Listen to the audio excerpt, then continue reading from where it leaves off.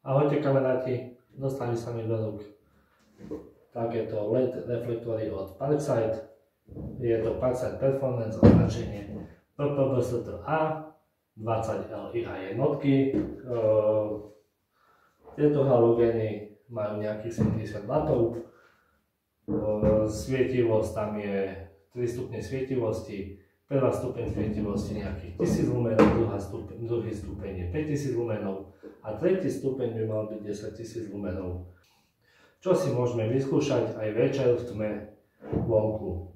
Uvidíme rozdiely v týchto stupňoch svietenia, uvidíme takisto svietivosť, koľko nám to osvetlí. Takže test svetidiel Parkside Performance, úroveň číslo 1, svietidla máme zosynchronizované, tak môžem prepnúť úroveň číslo 2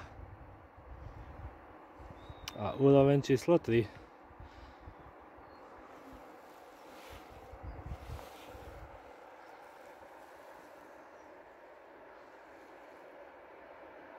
Úroveň blikania.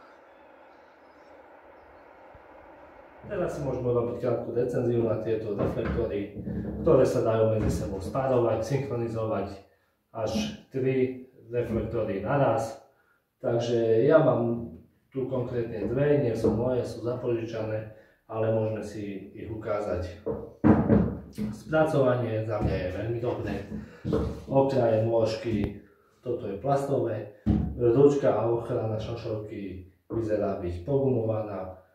Telo reflektoru je hliníkové, takisto má to pekný radiátor, čiže chladič. Sú tu ovládacie prvky. Použijeme si do nich 8 Ah X20V Team batérie, ktoré sú takisto dajú sa spojiť cez Bluetooth aplikáciu s Lidl Home aplikáciou mobile. Takže môžeme si zapojiť prvá, druhá. Reflektory si zapneme tlačítkom zapnutia. Ukazuje nám stav batérie, ako jedno, tak aj druhé. Ďalej nám ukazuje, máme tu tlačítko na synchronizáciu RF a ďalej máme tlačítko na prepínanie úroveň svietenia. Majú 3 úrovne, ktoré sme si už povedali, a 4. úroveň je úroveň blikanie. Takže reflektor nám bude blikať, ako to môžete vidieť. Dobre, dáme si na prvú úroveň. Dáme si synchronizáciu. Tieto už mám zosynchronizované, už som to skúšal. Takže na párovanie stlačíme tlačítko na prvom RF, na druhom takisto tlačítko RF. RF synchronizácia sa nám rozblíka. Tuto podržíme dlhšie, ktorý bude prvý, ten sa nám rozblíka dlhšie, táto už prestala blíkať a potvrdíme to stlačením RF tlačítka. Takže môžeme si začať prepínať. Ak prepnem na jednom reflektore, automaticky sa mi prepne na druhom. Áno, aby bolo vidieť rozdiel. Dvojka, trojka, blikanie.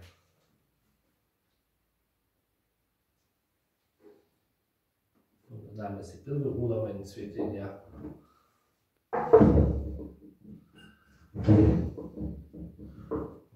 Prvá, druhá, tretia, blikanie.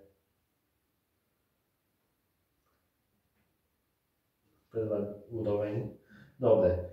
Potom, ak si vypnem jeden reflektor, mám zapnutú synchronizáciu, nám vypne aj druhý reflektor. Vypnutie synchronizácie je takisto jednoduché. Vypnem ho tlačítkom RF, čím mi zhasne ukazovať syn, čo znamená, že synchronizácia už nie je na nej zapnutá. A viem si prepnúť reflektor, zapnúť samotný jeden bez toho, aby sa mi zapol aj ten druhý. Reflektory majú takisto veľký závid na startový vlny držia, takže viete si ho naštubovať manipulovať. Otáča sa takmer o 180 stupňov, čiže viete si ho nastaviť na požadovaný uhol. Čo sa týka toho reflektora, ak nemám ho na statíve a chcel by som ho dať do polohy svietenia hore, tak automaticky sa mi reflektor prevráti. Áno, ako môžete vidieť, nedrží to.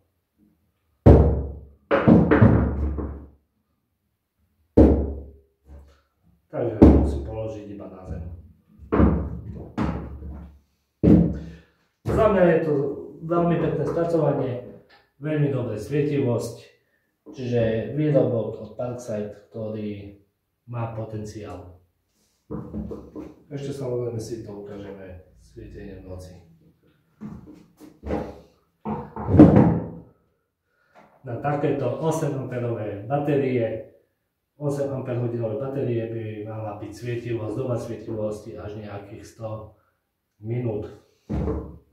Takže v tomto zimnom počasí je to ideálne, ak idete korčuľovať v noci na rybník, alebo niekde na neosvetlenú plochu, alebo potom pri staviteľoch na stavby, kde nie je zavedená elektrina. Je to super. Osvetlí to v pohode celú izbu. Môžeme si to ukázať, keď hasne svetlo. Takže zapínam si reflektor. Prvý stupeň svietenia, druhý stupeň svietenia, tretí stupeň svietenia. V kamere to až tak nevyznie, ako to svieti, ale svieti to naozaj dosť.